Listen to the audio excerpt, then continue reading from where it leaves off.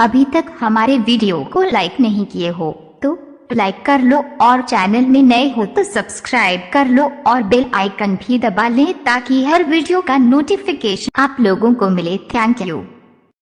वाह!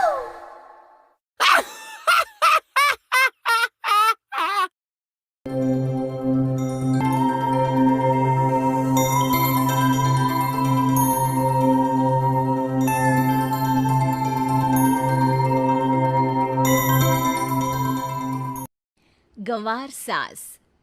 ममता ने अपने बेटे को पढ़ा लिखा कर बड़ा आदमी बनाया। अब वो शहर में अपने परिवार के साथ रहता है। एक दिन ममता का बेटा रोहन अपनी पत्नी आलिया से कहता है, अरे आलिया, सुनो, माँ अब से गांव में नहीं रहेगी। वो हमारे साथ यहीं रहेंगी शहर में। उनका कमरा आज नौकर से बोलकर अच्छे से साफ करवा देना। ओह, आज तो मेरी किटी पार्टी है, फिर मुझे जिम और फिर शॉपिंग। ठीक है, कल करवा दूंगी। अच्छा, लेकिन माँ के सामने ये कपड़े नहीं चलेंगे। हाँ, तुम्हें साड़ी या सूट पहनना होगा। अरे बिल्कुल भी नहीं। मेरे मम्मी पापा ने इतना पैसा लगाकर शादी इसलिए नहीं की थी कि मैं अपनी मर्जी के कपड़े पहन ओढ़ भी ना सकूं। अरे चलो, गुस्सा मत हो, लेकिन कुछ दिन तो माँ की खुशी के लिए कर सकती हो ना। लेकिन आलिया मानती नहीं।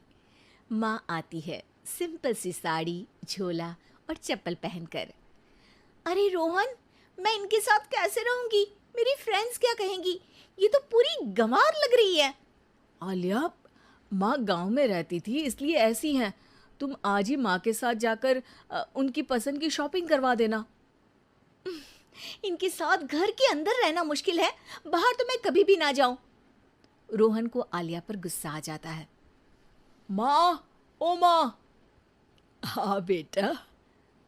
वो माँ को ले जाने के लिए उनका हाथ पकड़ता है कि अरे माँ, तेरे हाथ अभी तक इतने कड़े हैं, तूने इसका कोई इलाज नहीं किया?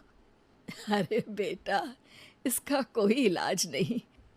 वैसे भी मुझे कोई शर्म नहीं कि मेरे हाथ मुलायम नहीं है, क्योंकि इन्हीं हाथों से मेहनत कर मैंने तुझे बनाया है बेटा। अगले दिन। माँ, मैं ऑफिस जा रहा हूँ। कुछ लाना हो तो आलिया को बोलकर फ़ोन करवा देना। रोहन के जाने के बाद। आप ना आज कमरे में ही रहिएगा, घर में पार्टी है, मेरी सहेलियां आ रही हैं, मैं उन लोगों के सामने आपको नहीं ला सकती हूँ। ठीक है बहू, लेकिन तुम कहो तो मैं कुछ खाने को बना दूँ तुम लोगों की पार्टी के लिए। वो लोग सिर्फ कॉन्टिनेंटल या थाई फूड ही खाते हैं। कोई बात नहीं, कभी इंडियन खिलाने वाला कोई मिला नहीं होगा ना। मैं बनाकर कमरे में चली जाऊंगी। जैसे आपकी मर्जी। आलिया के घर उसकी दोस्त आती हैं, पार्टी होती है।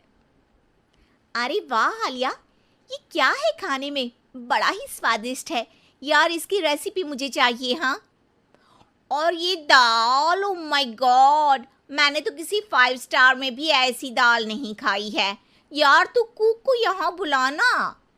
अब आलिया घबरा जाती है। हाँ हाँ हाँ हाँ, क्यों नहीं, माँ जी ज़रा बाहर आइए। आलिया की सास सिंपल सी साड़ी और गांव के अंदाज में आती है। अरे बहू, क्या हुआ? खाना पसंद नहीं आया क्या? बहू? अरे ये गांव से दिखने वाली औरत तुम्हें बहू क्यों बोल रही है? कौन है ये? वो हमारी नई नौकरानी है। सास बहू की बात सुनकर बहुत दुखी हो जाती है। वो सर झुकाकर जा ही रही होती है कि एक सहेली बोल पड़ती है। अरे कहाँ जा रही हैं माँ जी? वो उठकर उनके पैर छूती है। जीती रहो बेटा। क्या है ना, आपकी शक्ल बिल्कुल मेरी माँ जैसी है।